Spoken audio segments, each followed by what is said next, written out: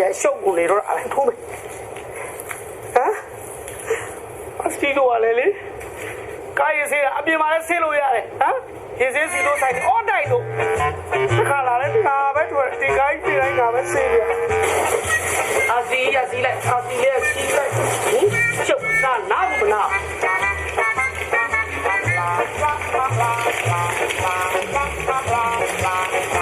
该你家一把，弄干嘛？别不用，抱抱，过来了，这个，哦，把人家靠你了，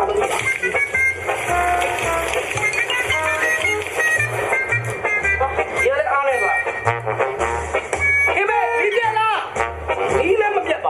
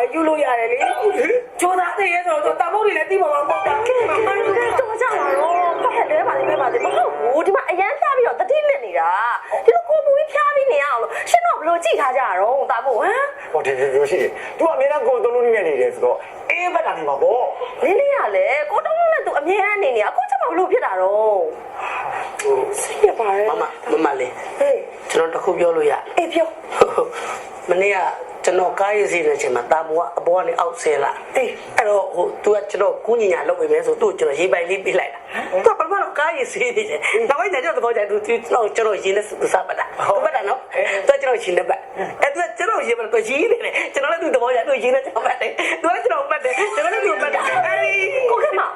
လို့ तू ရေးနေပတ်ရလဲ तू လည်းကျွန်တော်လည်းတကြံကြပြီဆိုပြီးပတ်တာ တော့မဆရာဝင်မြန်တော့ခေါ်ရန်ကုန်နေပြီ စားပတ်တာဟို तू မလေးရေဟိုဂျိုသားဆိုတော့လေရေထိသွားတော့အထက်ကစက်ကစ်တွေလေလောင်ပြီးတော့ list ဖြစ်သွားတာဖြစ်တယ်မှာပေါ့ဆရာဝန်ပြအောင်တို့လေမော်တကားပင်နဲ့မကင်းနဲ့ခေါ်မရအောင်ဆရာအဲ့လိုဆရာကျွန်တော်ဝါရှော့ဆရာကိုမင်းရှိတယ်လေးလေးရေဘာရှောက်ပြောနေရလဲမဟုတ်ဘူးလေဒီမလေးကလေတမုံမီတာဂျိုသားဆိုတော့လူကူးတဲ့ဆရာဝန်နဲ့ပြလို့မရဘူးခက်တာလေဟိုဂျိုသားထုတ်ဖို့တဲ့ဆရာဝန်ကလေးခါတော့မကြောက်ဘူးဟုတ်အစီအဲ့တော့တလေးဆန်သူ့ဆရာဝန်ကိုမင်းတို့ခေါ်လိုက်ကောက်ခမခင်ဗျာအလောက်ထွက်မှာလားအခုချက်ချင်းဆရာဝန်သွားပြင်မှာလားပြောဟုတ်အလုပ်တော့မထုတ်လိုက်ပါနဲ့မမလေးဆရာဝန်တော့ခေါ်ပါမယ်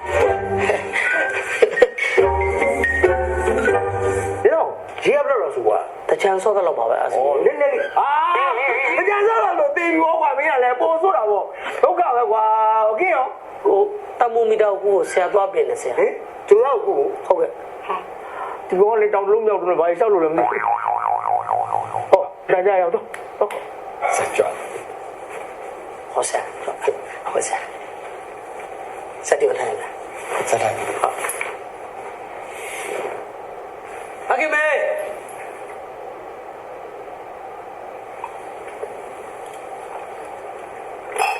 ဆက်ကော်ဖီတော့ပါဟုတ်ကဲ့ရပါတယ်ရပါဆရာကျွန်တော်နာမည်ကင်စတန်ဒါကျွန်တော်ရောက်ပါပြီအေးရဝင်းတဲ့ဟုတ်ကဲ့ဟုတ်ကဲ့ရောက်ပါပြီဒါတော့ကျော်သူဟမ်ကဲနာမည်ကနမိတ်သိမကောင်းအားဒီလိုရှိရတယ်ခင်ဗျာကျွန်တော်မွေးတဲ့အချိန်မှာလေမင်းသားကျော်ဆိုအရန်နာမည်ကြီးတာဗျာကျွန်တော်အမေကလည်းမင်းသားကျော်ဆိုအရန်သဘောကျတယ်အဲ့ဒါကျွန်တော်လည်းမွေးလဲမလားကျွန်တော်လည်းကျော်သူဆိုပြီးမဲ့လိုက်ဖြစ်ရှင်တော့ဗျာကျွန်တော်ဆရာဝန်ဖြစ်တော့မှာပဲမင်းသားကျော်သူကလည်းနာရီကိုညူပရိုက်တာတင်းနေစပြီးထူတော်မလို့ကျွန်တော်လည်းဘာမှမတတ်နိုင်တော့ဗျာနာမည်ကတိတ်နမိတ်မကောင်းဆိုတော့နဲ့တော့ဟိုစစ်ဆေးမင်းမြတ်နေတယ်ဗျာအားရကျုပ်ကခမားတော်အိမ်ကိုလာတာဒူတာဆေးကူကိုလာအလုံးဝင်မို့အင်တာဗျူးလာတာမဟုတ်ဘာမှလဲလူနာခမားလားဟိုဆရာဘယ်သူလဲလူနာကျွန်တော်တို့ကတော့လူနာမဟုတ်ပါဘူးဟိုလူနာအပေါ်မှာပါခင်ဗျဟောတခုတော့ရှိတယ်ဆရာဟိုလူနာလေရိုးရိုးလူနာတော့မဟုတ်ဘူးဗျရိုးလူနာမဟုတ်ဘူးဆိုတော့ရှယ်လူနာလို့ရှိသေးလို့လားကျွန်တော်ဆရာဝန်တက်တိုင်းမှာတော့ရှယ်လူနာဆိုတော့တစ်ခါမှမကြားဘူးရှယ်လူနာတဲ့ပို့ပြီးရှယ်တဲ့လူနာရှယ်တဲ့ရှယ်လူနာဗျာဟေးအဲ့ဒါကို VIP လို့ပြောမယ်ဆိုရင် VIP တော့မရဘူး BBIB လူနာဒီမှာ PIB ပဲဖြစ်ဖြစ် BBIB ပဲဖြစ်ဖြစ်နေမကောင်းရင်လူနာလူနာပဲဘယ်မလဲလူနာကြောက်စိတ်ကုန်မယ်ဟာအဲ့လိုလိုလေးနဲ့စိတ်ကလို့မရဘူးလေကျတို့ကခမရကိုတေးသေးချာချာစစ်ဆေးမေးမြန်းပြီးမှစေကူတာခွင့်ပြုမှာအဲ့ဒါတော့ဟုတ်တယ်ဗျာသိဟုတ်တာပေါ့ဗျာကျုပ်တို့လူနာကလည်းတာမန်ညာညာလူနာမဟုတ်ဘူးဟာခမရတို့လည်းဗျာဘလို့လူတွေလဲဗျာဟမ်အာကျတို့ကနောက်တစ်ချိန်မှာကဘာကိုကြော်သွားမှတိတ်ပံပြီးနေရှင်ဟာတူရမှလည်းလေဒုက္ခပါဗျာကျွန်တော်ကဆေးကူရမှာလားခမရတို့နဲ့စကားချီတင်ပြောရမှာလားပြောကျွန်တော်တို့နဲ့အခြေတင်ပြောရမှာကျွန်တော်နဲ့အခြေတင်ပြောပြီးပါခမရဆေးကူရမှာဟာမဟာနဲ့လေကျုပ်တို့မေးမြန်းတာတွေကိုခမရမေးမယ်မေးတဲ့အခါခမရဖြေနိုင်ရမယ်အေးဖြေနိုင်လို့ကျွန်တော်စိတ်ချယုံကြည်မှုရှိမှခမရဆေးကူခွင့်ရမှာဟာ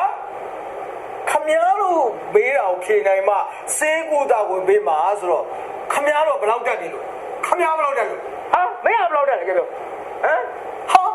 ကျုပ်က MBBS ဘွဲရဗျမကြခင်မှာဆရာဝန်ကြီးအထူးကူတမားတော်ကြီးဖြစ်တော့ MBBS ဘွဲရအဲ့ဒီကတော့ပြင်းအောင်ပြင်းနေဒီမှာကျုပ်တို့တယောက်ကလေအမေရိကန်နိုင်ငံနော်အင်ဒီယာနာဂျုံးတက္ကသိုလ်ကဟယ်ဆင်ဖို့ရတာလားဟာအင်ဒီယာနာဂျုံးအင်ဒီယာနာဂျုံးတော့ကျွန်တော်ခါမှမကြဘူးဟာဆရာတော်တော်ညတာပဲအမေရိကန်ပြည်အင်ဒီယာနာဂျုံးတက္ကသိုလ်ကနော်ဘယ်ဘွဲကိုရတာဟာရီဆင်ဖို့ဆိုတဲ့ဘွဲကိုရတာလားဟာရီဆင်ဖို့ဟိုတခါမှမကြဘူးပါဗျာခင်ဗျာတို့အားရဆရာဝန်ပဲဘုရားတို့နေတဲ့ဆရာဝန်ပဲနော်တက်ကျွန်တော်စော်ကားနေဟာစော်ကားမပေါ့ဘူးသူကရိုးလေးပြောတာဟောစော်ကားလေထင်ရင်တော့မတတ်နိုင်ဘူးတော်ပြီလားခင်ဗျားတို့လည်းစကားဆက်မပြောနိုင်တော့ခင်ဗျားတို့တော့လည်းချုပ်ဆဲမကူနိုင်တော့ပြက်မယ်ဗျာမဲကြွဗျာကြွမယ်ဗျာကြွဆေးမကူတော့လေဟိုဆရာဝန်ကတော့တက်တာလေးရဟုတ်တယ်တော့ရောက်ပါလိမ့်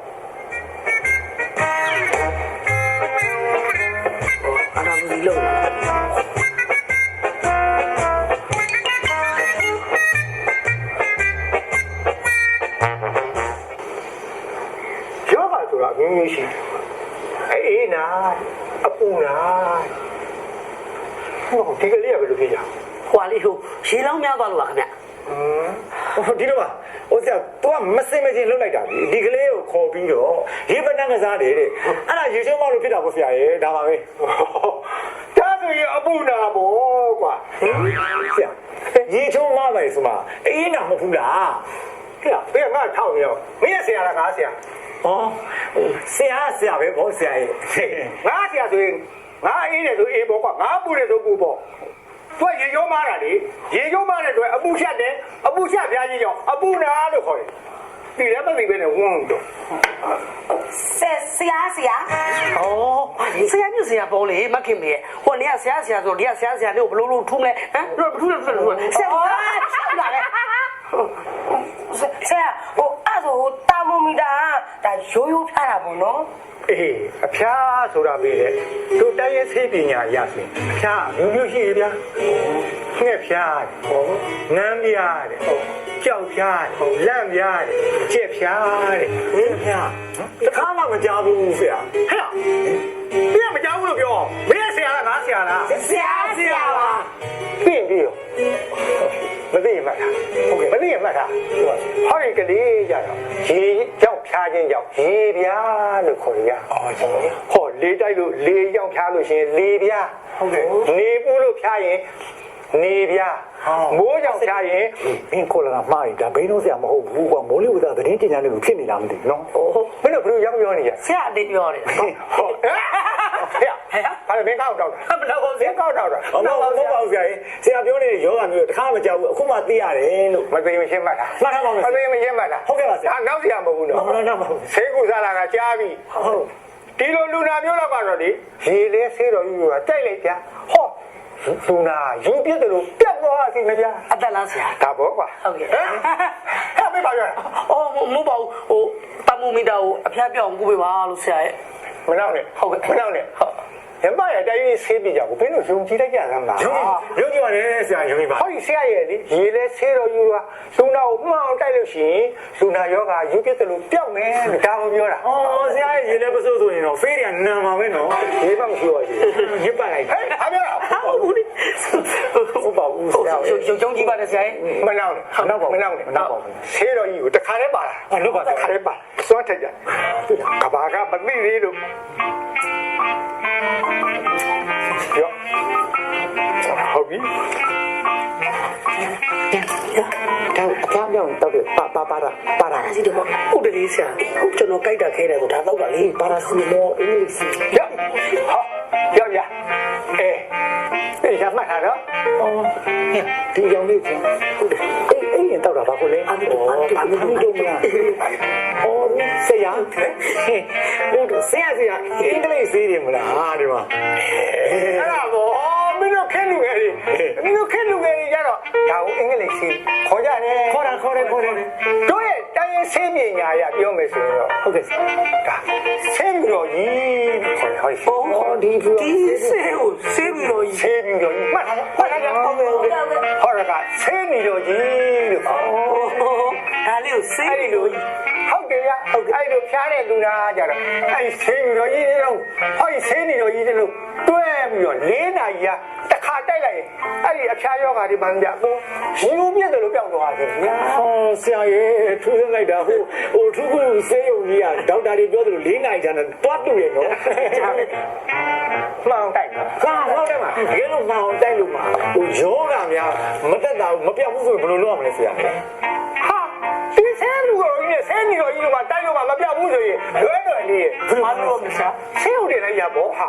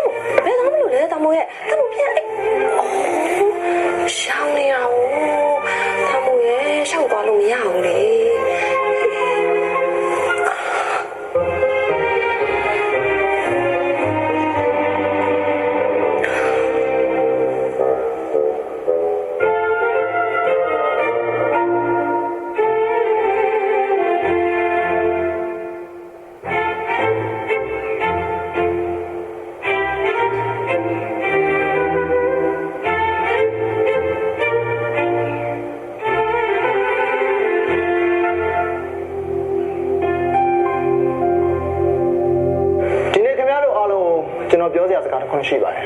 စီးရစကားပြောတယ်နော်အားလုံးလိုအပ်ရင်စားနဲ့ရေးမကြပါကြားလား ဟုတ်ပါလေတို့ရဲ့ဘောကစကားပြောခဲ့ပါဒါဒီနေ့တို့လည်းရေးကြည့်လို့စကားပြောချင်ချက်ပါ ဒီနေ့ခင်ဗျားတို့ရဲ့ MD တော်ဘူးလာဖုန်းကောင်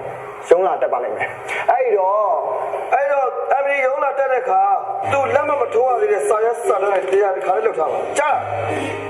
အဲ့ဒီရုံးကတော့တကြီးလို့ထားပါအခုတော့အပြင်နဲ့ပတ်သက်ပြီးတော့ရှင်းသက်လို့မလုပ်ငန်းတွေအားလုံးသိကျင်တာကြောက်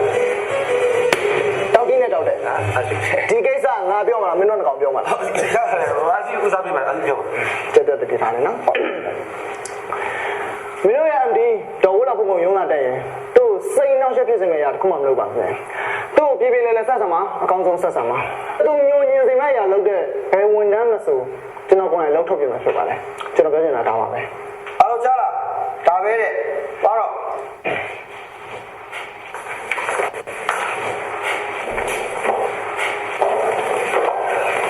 အားစားကြည့်ပါဒီနေ့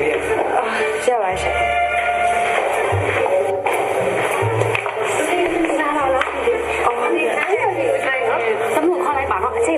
ဟုတ်ပါပြီဟုတ်ပါပြီ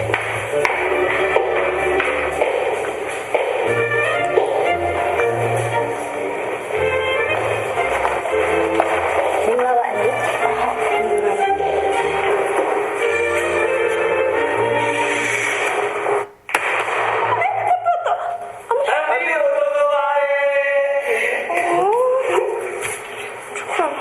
မင်္ဂလာပါ MD ရုံးရတယ်လို့ဝမ်းသာပါတယ် ရပါတယ်စီကို MD နဲ့နားနေတယ်လို့ပဲနော် ဟုတ်တယ်ကျမနည်းနည်းပြင်ပန်းနေတော့ပါဟိုလေဒီနေ့ခဏလောက်နားလို့ရမှာမလားမသိ အော်ရပါတယ်ဟိုအလုပ်တွေနောက်မှလုပ်ပါအေးစိတ်ပေါ့ MD နေမကောင်းလို့လား နေမကောင်းတာရတော့လည်းမဟုတ်ပါဘူးမင်းညလေတာမို့ပေါ့တညလုံးစိုးနေလို့သူစိုးတာနဲ့ပဲကျမလုံးဝကိုမအိပ်အောင်တာမို့ကဲကျမတို့တော့နားပါပြီမ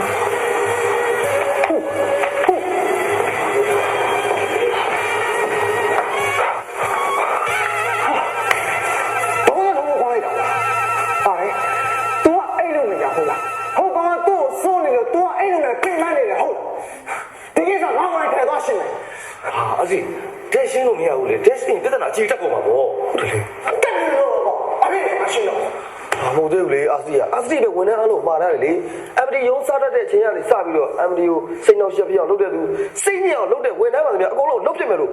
အာစီမှားရတယ်လေဟုတ်တယ်အာစီထုတ်ထားတဲ့စီကံချက်အာစီကိုလည်းပြန်ပြီးတော့ချိုးချက်ချင်လို့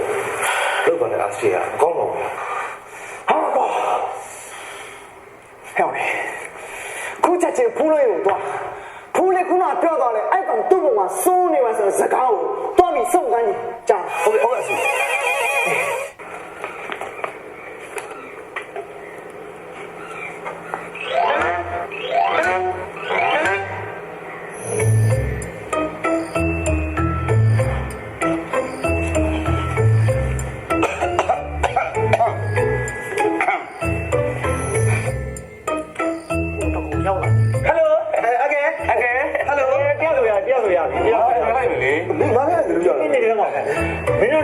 လူဘာသာလို့ မင်းပြောလိုက် ဟိုမင်းပြောရရတာပဲဟာကြီးကိုလေ မင်းထွက်လိုက်ပါ ဟဲ့မင်းတို့နေရတော့ဘယ်သူပြောမှလဲပြော ကျွန်တော်ရင်တော့အခုပါဟိုကျွန်တော်တို့အစတေးကအဂက်စီကိုတစီတစ်ခုပို့ခိုင်းလိုက် ဟာဘို့ဘောလေးလာလား ပြင်းလို့ဟာဟုတ်တယ်ကျွန်တော်တို့တစီလာပို့လား မဟုတ်ကျွန်တော်အလဲလာရင်းနဲ့တကြီးတစ်ခုကိုလာဖို့တာ လားအလဲလဲမလားလေပစ္စည်းကမင်းတို့ပို့စရာမလိုဘူးလေငါဒီမှာရုံးကပြန်လာရင်သူနဲ့ထည့်ပြီးပြရတာ ဘာလို့လဲလို့ အတက်တိတ်ခိုင်းတာဒီကိစ္စအဒီလုံးမသိလို့မရဘူး ဘာပြောတာသူပြောအန်ဂျီနီယာဘာပစ္စည်းမလို့တော့ ကျွန်တော်တို့အစီပို့ခိုင်းလိုက်တာဟုတ်ကပြန်ခဲ ဟုတ်နော်ဟုတ်တယ်အငယ်ကျွန်တော်အစီရပြောတယ်သူ့အိမ်ဘေးနားမှာတဲ့လင်းနေဆိုပြီးတော့ ဝုန်းမလဲဆိုကြည့်ရလို့တွေးပြနေတာအဲ့မှာဩကာပြန်ခဲကိုမင်းကအစီတို့ရအဲ့ဒါမလား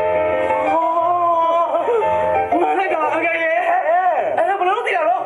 ဘယ်လိုသိရမလဲကွာမင်းတို့အာစီကငါတို့အာစီဒီနဲ့အာစီကိုချင်းထဲတာလေသိလားဟုတ်ကပြန်ခဲဆိုလို့ခဲလုံးကိုလေဝေမရမဟုတ်ပြီလာပို့တာ အေးငါတို့အဟုတ်မှလို့ငါတို့ရဲ့ဒီသိပ္ပံကန်းထဲမှာသွားပြီးတော့ကြည့်လိုက်တာဘာမှမတူးလေငါတို့လက်မှာငွေမင်းနေပဲပြည်တယ် ပါပါပြီ ပါ နေပြီ ကဲကျွန်တော်ဝင်မရောမဟုတ်တော့ဘူးကျမပပီဘာရောက်တော့ကျမပပီ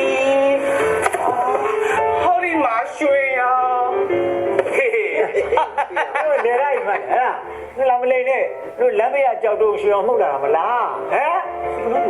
ပြန်တော့ ဘာလို့ပြန်ဓာတ်ရဘယ်လိုလုပ်မှမသိတာ အဲ့ဒါအဲ့ဒါယူပါလို့ပြည့်ချင်းတော့ပြည့်မပြည့်ချင်းမင်းတို့ဆရာရဲ့ခေါင်းဒီကောင်လေးရိုက်ခွဲပလိုက် အဲ့လိုမရဘူးလေကဲပြန်လည်းပြန်မယ်ဒါလေးခလိုက်ဒီလိုဒီလိုလေကျောင်းထဲကြောက်ခိုင်ပါဟိုချိုးကုန်ပါပါလေပါတာမိုမီတာစက်ခါတော့က လေးတော့ဘာလို့ကြမှာလေးတယ်ကွာဘာတော့ကဘာနဲ့တောင်းနေတာ တာမိုမီတာလေသွားပြီးတော့ဟိုစကားလေးပါလေပြောမလို့ တန်မီတာကဖြောင်းနေတယ်ဟင်းမကောင်းဘူးအပေါ်မှာအေးဟုတ်တယ်လားဟုတ်တယ် ဟုတ်တယ်ပါပါလေโอเค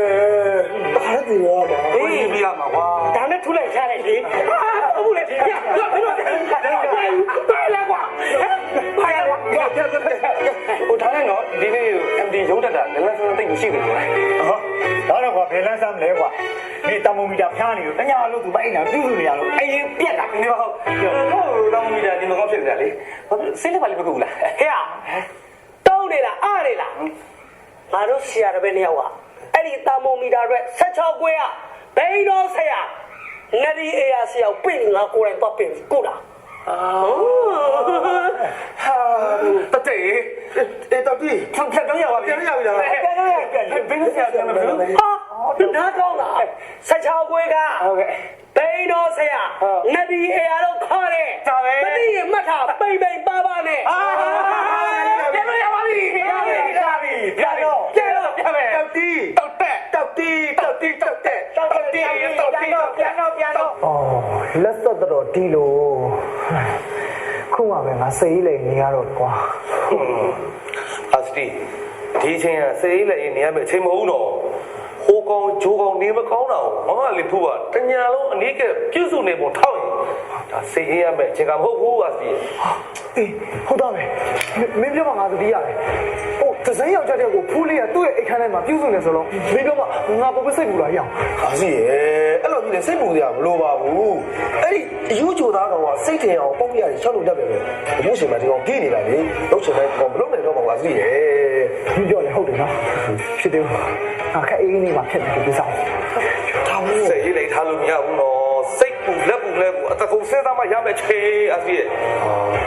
အာစီရတယ်ပူလေးလို့ဘာကြောက်ထူးပါလေအေးစစ်စစ်နေစမ်းပါ ဟာတော်တော့ကွာမင်းတို့ပြောတယ်ငါဘလို့နေလို့နေမှမသိအောင် အာစီရဲ့ကျွန်တော်တို့ကအကျိုးကြောင့်တက်ဆပြနေတာအာစီ တော့မပြောနဲ့နော်မင်းတို့အကျိုးကြောင့်တက်ဆွာပြီးပြောနေတယ်ငါခင်ဗျားတို့ဂိမ်းရလိုက်ပြီးဖက်ထုတ်ပေးလိုက်နဲ့ငါမှခိုးလို့ခူလေးဖြစ်သွားလိုက်ဟာကလည်းဖြစ်သွားလိုက်တယ်အဲ့တောင်းမိတာအဲ့ဒီကျိုးကောင်လေငါတို့လည်းကြောက်မလို့အဲ့ဒီကောင်ဝင်ပြီးတော့ခလုတ်ကလေးတစ်ခုကိုဖြစ်နေတာကွာလုံးဖက်ထုတ်လို့ထောက်နေတယ် အေးဒီကောင်ကအာစီကခလုတ်ကလေးဖြစ်နေပြီဆိုအာစီရှောင်းမဲ့လမ်းခီးအတွက်ဒီခလုတ်ကလေးကိုထိုက်ထုတ်ပလိုက်ရမှာဗောအာစီယာ ဒီကမလွဲမသွေဒီကောင်ကြဆိုးသွားမယ်အကြံစီတစ်ခုကျွန်တော်မှရှိပြီးသားပါ လာကြနေကြပြောသမောင်နဲ့ကြပါမယ် ကျွန်တော်ကြံစီကဘယ်လိုလဲဆိုတော့နေမကောင်းဖြစ်နေတဲ့ကောင်းအိယာပင်းနာမှာငွေသီးမှုတွေထားလာမယ်ဒီကောင်ညဘက်ကြောင်ကနန်းဖြစ်ပြီးတော့ဗိုက်စားတဲ့ခါမှာထဆိုင်ဆက်လို့ရှိရင်ဒီကောင်ရေခဲတက်တာမှာရေတော့တောက်မယ်အဲ့တောက်တဲ့အချိန်မှာကျွန်တော်မစ်ရှို့လိုက်တယ် သိရောလား မတည်သေးဘူးအစီဒါပထမအဆင့် ဘယ်မှာစင် ဒုတိယအဆင့်နေနဲ့ဒီကောင်ကိုသို့တင်ရမယ်အောက်ဆီဂျင်ပိုက်တွေကိုတက်ထားအဲ့တက်ထားတဲ့အောက်ဆီဂျင်ပိုက်တွေကိုဆွတ်ဖြုတ်ပလိုက် အဲ့ကောင်ပြေးသွားလား မတည်သေးဘူးအဆင့်ဒုတိယအဆင့် ဒါဒုတိယစင် နောက်ဆုံးအဆင့်နေနဲ့အဲ့ဒီအောက်ဆီဂျင်ပိုက်တွေကိုဆွတ်ဖြုတ်လိုက်တဲ့ခါမှာဒီကောင်ကြောင်ကနန်းဖြစ်မယ်ဝတ်ပြီးတော့ဖတ်ပြလိုက်ဖတ်ပြတဲ့ခါမှာဒီကောင်သားနဲ့လမ်းရတယ်တဲ့ဆောင်းတို့ဒီကောင်ပြန်လာတဲ့တဲ့ကိုလက်ပြီးဘုံနဲ့ဝေါလက်ပြီးပြီးတော့ဟာ ငါကလက်ပြပုံနဲ့ပြင်ပြီးတဲ့ကိစ္စကိုမင်းကိုတုံးတယ် ဟိုအဲ့ကျွန်တော်လူတက်တဲ့ကပုံမှန်ဆိုလှက်ပတ်တက်တယ်ပေါ်သွားလား ပေါ်တယ် အာစီကျွန်တော်စဉ်းစားထားတဲ့အကြံတစ်ခုရှိတယ် လာကြတယ်ပြောစမ်းမအောင်မင်းရဲ့ချက် ဒီဂျိုသားကောင်ကိုစေးကုတ်ပေးနေတဲ့ဘိန်းတော်ဆရာကိုစီယုံပြီးတော့ဘိန်းတော်ဆရာရဲ့အကူကြီးနဲ့ဒီကောင်ကိုနှိပ်ထုတ်လိုက်ပြီးပေါ့အာစီအဲ့ဒါကို ဖူးလေးငေါ့အထင်မလွဲအောင်လို့ဒီနေ့နှစ်ကောင်လေးမပန်းနေတဲ့ဒီနေ့အဲ့ဒီကောင်ကိုထုတ်လိုက်အဲ့ဒါဆိုပြီး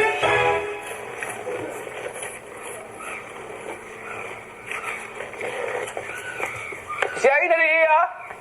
ဆရာကြီးတည်းရ ဆရာကြီး ရောဆရာကြီး ဆရာနေရ ဆရာကြီးဟဲ့ဟိုဆရာကြီးတတိယခေါ်ပြပါဗျာ ဟောအေး ဟမ်ဆရာကြီး ဆရာကြီးဟဲ့ ဆရာကြီး ဆရာကြီးနဲ့ဒီအေးရဆိုငါ ဟုတ်ကဲ့ဟိုဆိုင်ဘာလုပ်နေလဲမသိ ဟိုသေသေးပင်ဆိုင်လေမဟုတ်သေးနေတဲ့ပင်ကိုအသက်ပြန်ဆွင်းဆိုပြန်ဆိုင်နေတယ်ဗျာ ဟုတ်ကဲ့ဟုတ်ကဲ့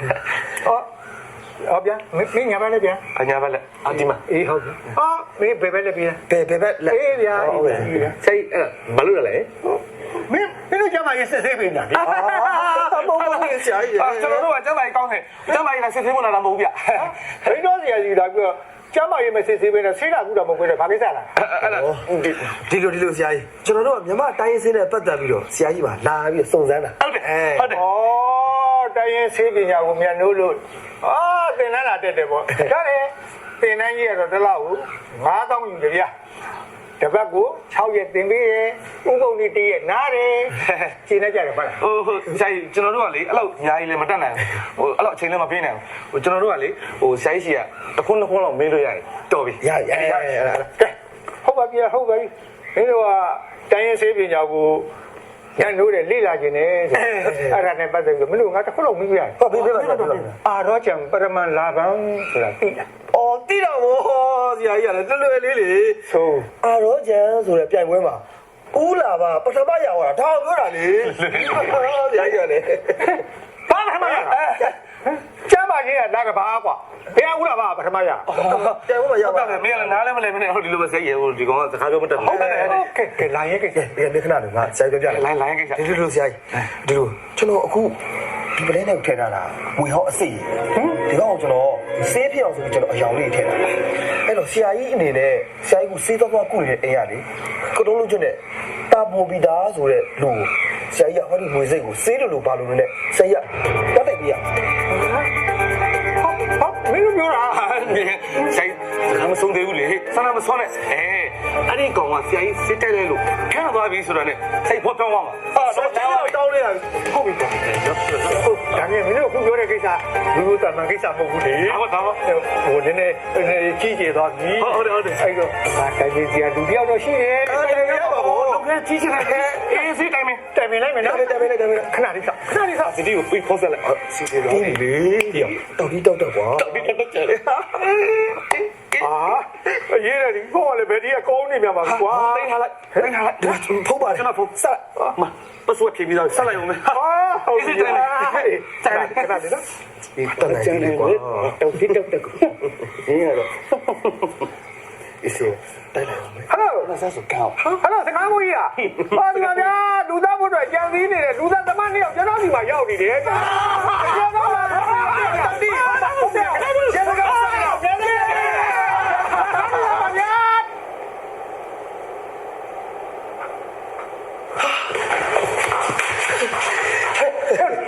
ဘယ်လိုလဲအစီပြေလား အစီပြေတာဗောအစီ ဘလောက်ကန်ကောင်းသေးဆိုအဲ့ဒီဘိလို့စီကကျွန်တော်တို့ရဲစကောင်ဖုံးဆက်ပြီးအမှုဖွင့်မလုပ်နေလို့မလဲလို့အောင်ပြေးလာတယ်အစီ ဘာမှမင်းတို့ကတော့ပြောလိုက်လေကြီးမိုးကြီးနဲ့ပြီးလက်ကောင်အရှာရှူသွားကြည့်ပဲဟာ ဒါတော့အစီရဲ့အစီစိတ်ချမ်းသာအောင်တပည့်တော့ကြံမပြီးပြောရတာပဲအစီရဲ့ဟိုကံမလိုက်သေးလို့ပါဗျာ ဟုတ်တယ်အစီကျွန်တော်ကအကြံစီတစ်ခုရှိတယ် လာပြန်ပြီ ဒီကောင်ကဂျိုးသားအမှန်ကန်ဖြစ်ခဲ့တယ်ဆိုရင်အမေရိကန်မှာရှိနေတဲ့ NASA ကိုလှမ်းအကူအညီတောင်းဖမ်းချုပ်ခိုင်းပြီးဒီကောင်ကောင်းပြန်ပေါ်လွတ်တယ်လိုက်ပါဗျာ ကျောင်းတော့မင်းတို့ကတော့ရှောက်ပြောင်းနေကြတယ် ဟုတ်တယ်အစီခန်းနေရလေအေးကောအရင်အေးတာပဲမနာရီစီးပြီးနာရီဖုံးလာနည်းနည်းတော့အေးကောရှုပ်ပေးပါ မလျှော့နိုင်ဘူးကွာငါကျဲလုံးမှာဖွင့်တာမင်းတို့အဲကုန်းနဲ့ဖန်တယ်သွားပြီးထွက်နေကြ အစီရတယ်ဗျာအေးပဲနာစီချောင်းဆိုဖြားမှာဆိုလို့ပြောနေတာဗျာ အဲကုန်းတန်ကြောင်မခံနိုင်ဘူးဆိုရင်ငါရှော့သွားကြလိုက်ကွာဝါမင်းတို့ကတော့သွားကြအောင်နေတယ်မင်းတို့သွားတော့ကွာဟာမင်းတို့တော့ငါအကြံတကူရတယ် ဘာပဲလဲအစီ ငါရှာငွေ9သိန်းယူသွားအဲကုန်းအကျစ်စလုံးသွားဝယ်ဝယ်ပြီးတောင်မူမီတာခဏမှတက်နေတယ်ကွာ ချက်ချင်းကိုစေစားတဲ့ထက်တယ်ပါလေနော် ဟဲ့မင်းဘာနားလဲလို့လေကိုကောင်တောင်မူမီတာဖြားပြီးတော့ခိနေတာလေအေးအဲ့ချိန်မှာငါအဲကုန်းတစ်လုံးတက်ပြီးတော့ကိစ္စသုံးဖွင့်ပေးလိုက်ရင်အဲ့ကောင်ဆန့်ပြီးတော့ခန့်သွားမယ်လေကွာ အစီကျွန်တော်တို့အိမ်ကိုသွားတက်ပေးတာဟုတ်ပါဘူးကိုကြီးတော့လက်မခံဘယ်လိုလုပ်လဲအစီ ဟုတ်တယ်မင်းငါတပည့်တော့ကျွန်တော်ညမ်းပါလားကိုကောင်တောင်မူမီတာဖြားနေတယ်လေစင်းနေတိုင်းနေပို့ဆုံးမယ်ကွာအဲ့တော့ငါစေတံနဲ့အဲကုန်းလေးတက်ပေးလို့ပြောလိုက်ပြီးပြီလေကွာမင်းကလည်း ခင်ဗျားရဲ့ကလေးမထတဲ့ပြင်လေးဦးလေးမှုတ်ထုတ်နေဗျာ ဒါကဂျပန်ပစ္စည်းလေညီလေးကသူတို့ နိုင်ငံမှာ2မျိုးသုံးတယ်ပူတဲ့အချိန်မှာအေးတဲ့ခလုတ်ကိုနှိပ်သုံးတယ်အေးတဲ့အချိန်မှာပူတဲ့ခလုတ်ကိုနှိပ်သုံးတယ်အဲ့ဂျပန်မြန်မာလေအခုကမြန်မာဗျတညလုံးပူလာနေကျွန်တော်ဘလို့အဆင်ပြေပါလေခင်ဗျားပြောတော့အရန်ကောင်းတယ်အရန်အေးတယ်ဆိုကျွန်တော်ကအေးအကုန်းဖွင့်ပြီးတော့တညလုံးအင်ဂျူရိတ်နေရတယ်ခင်ဗျားသိလားဟုတ်ကျွန်တော်အဆင်ပြေအောင်လုပ်ပေးပါလေလားဟိုကျွန်တော်နောက်တစ်လုံးလဲပေးမယ်နော်ဟိုလုံးဝအေးစေရမယ်ဒါပေမဲ့ဟိုအတန်လေးတော့နည်းနည်းတော့ထွက်နော်အဲ့ဒါပြန်ယူရအေးပြီးရပဲအေးစေရလုံးဝအေးစေရမယ်အတန်လေးကဘယ်လောက်ထွက်လို့လဲဟိုမစိုးသလောက်လေးပါဟိုဘယ်တခါယထာစီးသလောက်ပေါ့ညာဒီရလေခီးသွားနေတော့ယထာစီးပြီးခီးသွားသေးတာပဲအိမ်ဆောင်မှာအိပ်ပြီးတော့သွားကြတယ်လေအဲ့ဒါယထာစီးနဲ့ခီးသွားတယ်လို့သဘောထားအိပ်ဘောညီလေးကပြီးရောအစင်ပြေလို့ပြီဟုတ်တယ်ဟေးအားလုံးကိုဘယ်သွားကြဟောဘယ်သွားမှာလဲရှိုးတုံးတစ်ခုကိုသွားမယ်အဲကုန်းဝယ်မယ်လေဟာရှိုးတုံးကသွားမွေလဲရပါတယ်ကွာအဓိကအဲ့ဂျိုသားကောင်နဲ့အဲကုန်းတုံးဆင်ပေးလိုက်တယ်ဆိုပြီးတာပဲပြီးတော့အာစီပေးလိုက်တဲ့9သိန်းနဲ့မင်းနဲ့ငါနဲ့2ယောက်တွေ့လဲကြံအောင်ဖန်တီးအောင်ဟာမင်းအဘလို့လုပ်လဲအာစီပါမယ်ကွာမင်းတာလေး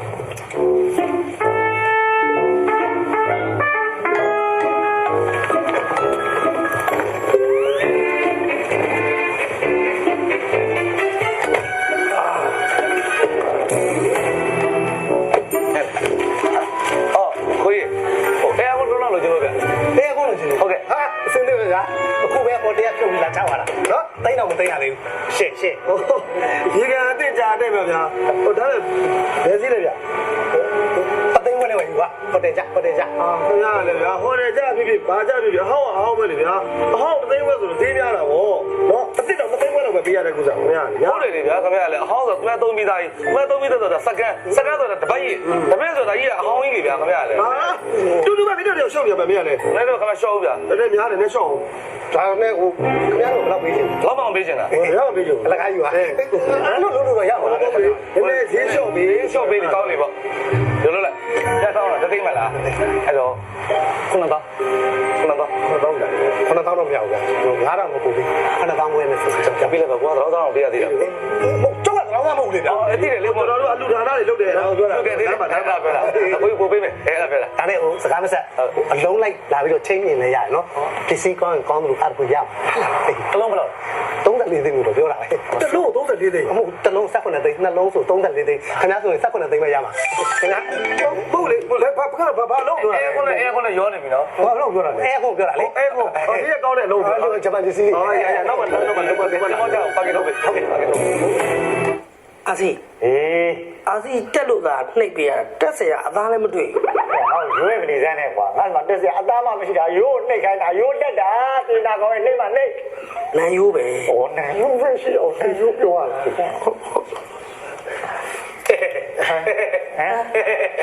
မင်းတို့ဒီတခါသက်လာတဲ့ဥက္ကပြန်ကြီးကြီးလိုက်တော့ကွာဟမ်မင်းကမဟုတ်ဘူးအာစီ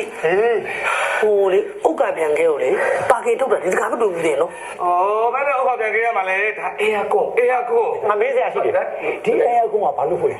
အဲ့ဒါဒီလိုလေဟိုကျွန်တော်တို့အာစတြေးလျနေမကောင်းတဲ့သံမူမီတာအတွက်စေတနာရှိထားပြီးတော့သူ့ခန်းမှာတဲ့အေယာကိုတက်ပေးလိုက်ပါဆိုပြီးတော့လာပို့တာဘယ်လိုလဲကမောင်ပြားစီနေမကောင်းတဲ့လူတွေခန်းမှာအေယာကွန်တက်ဘာလဲကောင်းလဲဒူတာကိုလေစိမ့်တိုက်ပါဆိုလို့ကြိုတင်ကာကွယ်ထားတာပေါ့ဗျာအဲ့ဒါဟုတ်လားတော့အာစီကျွန်တော်အာစီကလေလူတာတယောက်ပေါ်မှာထားတဲ့စေတနာကိုအတိမတ်ပြုတဲ့အနေနဲ့တာမုံမီတာရဲ့အခန်းထဲမှာအေကွန်လေးစင်မပြပါနော်ဟဲ့ဘယ်လိုလဲလာစင်တိုးရှုပ်ပတ်ဆက်တောင်းပါလဲအငယ်ကတော့ no ပါကောင်းပြောတာဒီကဟုတ်လေအဲ့ဒီဟိုကုန်းချမှုစိတ်တွေနော်ဟိုဖြုတ်တာတွေတက်တာတွေအလုံးအတွက်လုံးဝပတ်ဆက်ပေးတာမလို့ကျွန်တော်တို့အာစီအကုန်လုံးကိုခံပြီးတာ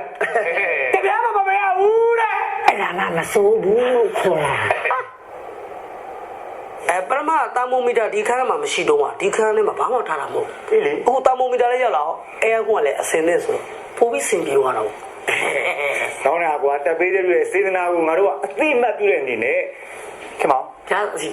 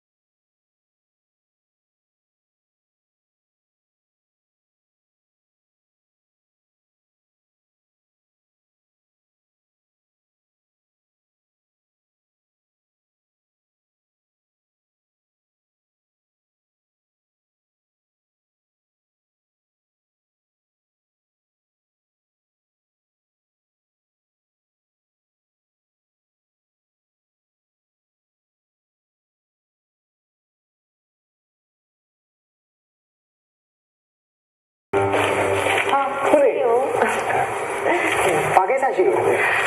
စီးကိုကျေးဇူးတင်ကြောင်းလာပြောတာ ဘာလို့လဲကိုကြီး ဩဟိုမနေ့ကစီးကိုတက်ခိုင်းလို့ဆိုပြီးတော့အိမ်မှာလေကိုတောက်တင်းနဲ့ကိုတောက်တဲ့ဟိုလာတက်သွားတဲ့အဖုံမွေးထွက်တဲ့ဟီတာလေအဲ့ဒါကြောင့်မလို့စီးကိုရဲ့မနေ့ကတနေ့ကုန်လေတမုံလေးကနေမကောင်းဖြစ်နေတာအဲ့ဒီကထွက်တဲ့အဖုံမွေးနေလေချွေးထုတ်လိုက်လို့ဖြစ်ပြီအခုပြန်ကောင်းသွားပြီကျေးဇူးတင်လိုက်တာကိုတောက်ပြီးရောကိုတောက်တဲ့ရောစီးကိုအားလုံးကျေးဇူးတင်တယ်သိလားအခုတော့မပြုံနော်